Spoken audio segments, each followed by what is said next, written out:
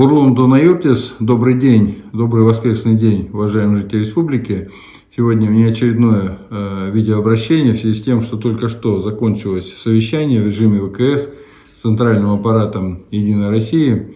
Вопрос по помощи нашим согражданам, которые покидают территорию республики ДНР и ЛНР.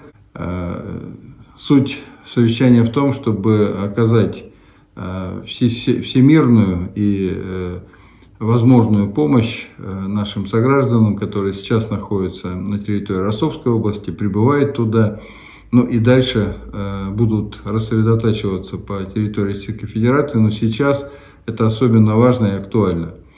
Я сейчас сделал обращение письменное ко всему бизнесу, большому, малому, среднему, ко всем хозяйствующим субъектам с просьбой оказать такую помощь гуманитарную. Сам тоже лично включусь, тоже приобрету всевозможные средства, в том числе гигиены, для того, чтобы вложить свою толику в этот гуманитарный груз.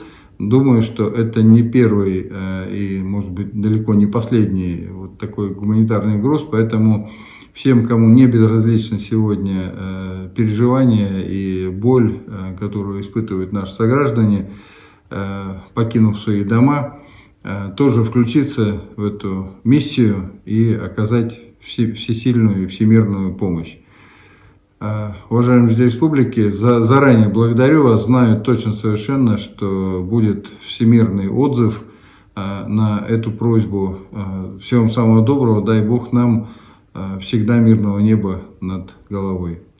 До следующей встречи.